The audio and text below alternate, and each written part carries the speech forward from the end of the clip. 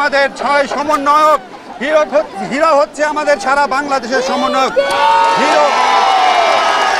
Hero হচ্ছে generation জি। তোমরা প্রত্যেকে হিরো।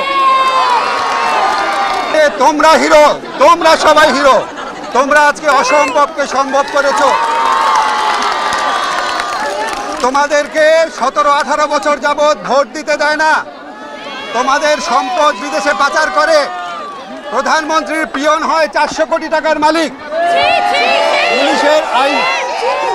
পুলিশের আইজি হয় 1000 কোটি টাকার মালিক, মানুষকে গুম করে।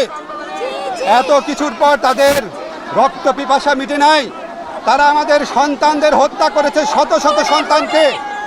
এই শত শত সন্তানকে হত্যা করে, হাজার হাজার মানুষকে আহত করে, শিশুদের হত্যা করে, আমাদের ছাত্রদের বুকে গুলি চালিয়ে এখন বলে এখন আবার আন্দোলন কিসের?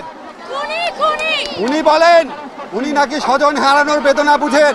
উনি কারো স্বজন হারানোর বেদনা বুঝেন না।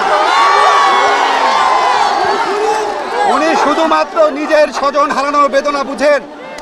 বাংলাদেশ স্বাধীন করেছে মুক্তিযোদ্ধারা। উনি মনে করেন শুধু উনার বাবা স্বাধীন করেছে। উনি মনে করেন বাংলাদেশের মালিক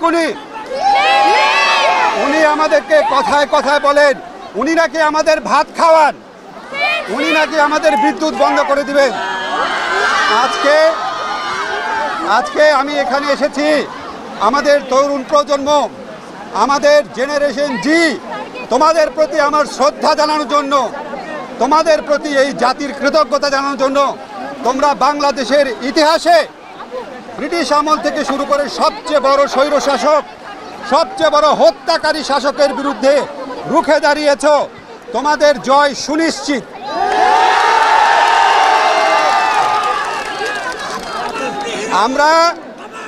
আমরা প্রথমে আমাদের শত শত ছাত্র হত্যার বিচার চেয়েছিলাম। আমরা আর কিছু চাই নাই। আমাদের সমন্বয়করা ছাত্র হত্যার বিচার চেয়েছিল, আর কিছু চাই নাই। এই বিচার করা হয় নাই, এই বিচার করা হবে না, কারণ খুনি নিজের বিচার নিজে করে না। কাজেই আজকে বাংলাদেশের ঘরে ঘরে আওয়াজ উঠেছে। আজকে লক্ষ লক্ষ মানুষ এখানে। আপনি অবিলম্বে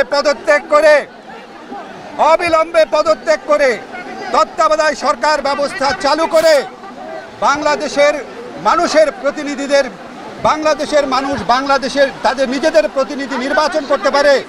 এই দেশের তরুণরা তাদের ভোটাধিকার প্রয়োগ করতে পারে, তাদের জীবন এবং জীবিকা নিশ্চিত থাকতে পারে।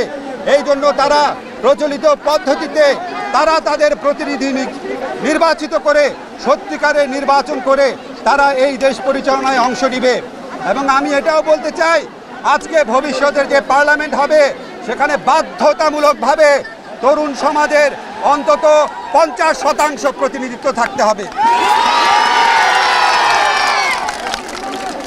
আজকে আমরা হত্যার বিচার চাই, তার আগে চাই যেই খুনি সরকার এই বিচারকে বাধাগ্রস্ত করছে তাদেরকে অবশ্যই পদত্যাগ করতে হবে। আমি আজকে মনে করি, আমি আসার পর তোমরা কেউ কেউ হিরো বলেছ, লজ্জায় মরে গেছি আমি। হিরো হচ্ছে আমাদের 6 সমন্বয়ক। হিরো হচ্ছে আমাদের সারা বাংলাদেশের সমন্বয়ক। হিরো হচ্ছে জেনারেশন জি। তোমরা প্রত্যেকে হিরো। আমরা তোমাদের থেকে সাহস পেয়েছি। আমরা তোমাদের পাশে থাকব। আমাদের যদি মৃত্যুও হয় আমরা তোমাদের পাশে থাকব, এই কথা দিয়ে গেলাম। ধন্যবাদ।